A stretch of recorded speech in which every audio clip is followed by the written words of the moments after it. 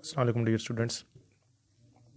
जिस तरह के ये सबसे पहला क्वेश्चन था कि prove that perpendicular bisector of the sides of a triangle are concurrent. सबसे पहले तो आपने क्वेश्चन की स्टेटमेंट समझनी है कि बाइसेक्टर हमने चैप्टर 4 में भी डिस्कस किए थे कि किसी भी ट्रायंगल की साइड के मिड पॉइंट से जो हम परपेंडिकुलर ड्राई करते हैं उसको हम क्या कहते हैं, बाइसेक्टर बोलते हैं। यानी मिड पॉइंट से जो आप एक लाइन ड्रा करते हैं, तो उसने ये कहा है कि अगर आप बाइसेक्टर ड्रा करें एक ट्रायंगल से परपेंडिकुलर बाइसेक्टर, तो वो कंकरेंट होने चाहिए, यानी एक पॉइंट पे मीट करना चाहिए। तो इट्स मीन के सारों के आंसर सेम आने चाहिए। तो हमने कंसिडर किया कि let A B C are the vertices of triangle having position vectors a B c respectively. यानी हमने एक ट्रायंगल लेट किए जिसकी तीन साइडें हैं ए बी और सी, और इनके तीन पोजीशन वेक्टर हैं ए स्मॉल बी और स्मॉल सी। उसके बाद हमने कहा है कि D E F are the mid points of side of A B C and C respectively. यानी डी ई और एफ ये आपके क्या हैं, मिड पॉइंट्स हैं। सबसे पहले हमने क्या निकाला, पोजीशन वेक्टर ऑफ डी। चूंकि डी जो है वो मिड पॉइंट भी है ए बी का, तो वो पोजीशन वेक्टर है किसका, ओ से लेके डी तक, दैट्स कॉल्ड पोजीशन वेक्टर। यानी ओरिजिन से किसी भी एक पॉइंट तक के रिस्पेक्ट डिस्टेंस को हम पोजीशन वेक्टर कहते हैं। तो हमने पोजीशन वेक्टर जो कि बेसिकली ए बी का मिड पॉइंट है, और ए का पोजीशन वेक्टर स्मॉल ए था और बी का स्मॉल बी था, तो O D is the mid point of A B. तो मिड पॉइंट वाला फार्मूला लगा दें, A plus B divided by 2। तो सिमिलरली इसी तरह हमने ई का भी निकाल लिया जो कि ओ ई हो जाएगा, और एफ़ का भी निकाल लिया जो कि ओ एफ़ हो जाएगा। ये तीन हमारे पास मिड पॉइंट के पोजीशन वेक्टर्स आ गए। उसके बाद हमने देखा कि सिंस फ्रॉम फिगर जो ए बी है, जो ए बी साइड बन रही है वो परपेंडिकुलर आ रही है ओ डी पे।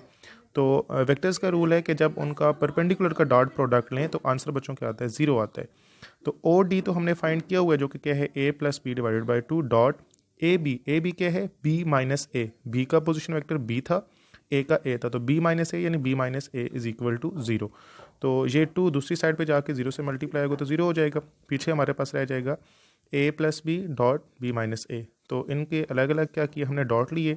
अब ए डॉट बी और ये माइनस बी डॉट ए, चूँकि डॉट प्रोडक्ट में ए डॉट बी और बी डॉट ए दोनों सेम होते हैं, तो ये दोनों आपस में कैंसिल हो जाएंगे, जो कि एक प्लस के और एक माइनस के। पीछे हमारे पास रह जाएगा a dot a plus b dot b. तो देन फिर हमने क्या किया, इसको फर्दर चूँकि दोनों जब सेम हो तो वो क्या बन जाएगा, b square minus a square equal to 0। इसको इक्वेशन नंबर 1 कह दिया हमने। सिमिलरली ओ ई परपेंडिकुलर था बी सी का, तो उसका भी हमने डॉट प्रोडक्ट लिया। सिमिलरली दोनों उनके पॉइंट्स लिखे, 2 दूसरी साइड पे जाके 0 हो जाएगा। दोनों को डॉट प्रोडक्ट लिया, दो चीज़ें सेम थी आपस में कैंसिल हो गई, एक प्लस और एक माइनस की थी। ये दोनों सेम है, b dot b b square हो जाएगा, जो कि ये माइनस था तो मैंने बाद में लिख दिया, और ये वाला पहले लिख दिया। इसको इक्वेशन नंबर 2 कह दिए। अब इन दोनों इक्वेशंस को हमने ऐड किया तो बी स्केयर कट गए, पीछे हमारे पास रहेगा c square and then minus a square. तो ये चूँकि c square minus a square लिखा हुआ तो फार्मूला है सी प्लस ए, चूँकि डॉट प्रोडक्ट हम के मदद से इसको हल कर रहे हैं, तो dot c minus a equal to 0। तो ये जो चीज़ थी, अगर आप थोड़ा सा गौर करें तो हमने जो ऊपर वाला केस बनाया था, जो पीछे दोनों को हमने परपेंडिकुलर लिखे हैं, तो हमने 2 दूसरी साइड पे ला के 0 किया था, वही 2 हम दोबारा ले आए, साथ में लिख दिया कि हमने डिवाइड किया बोथ साइड पे 2 पे। डिवाइडिंग बाय 2 मैंने यहाँ पे नहीं लिखा, dividing by 2 on both side. तो ये चीज़ जो बन गई है c plus a divided by 2, ये तो बेसिकली क्या बन गए, ओ एफ बन गए। और सी माइनस ए क्या है, ए सी है, तो ओ एफ डॉट ए सी, इन दोनों का आंसर इक्वल टू 0 आ रहा है, तो it's mean O F is perpendicular to A C.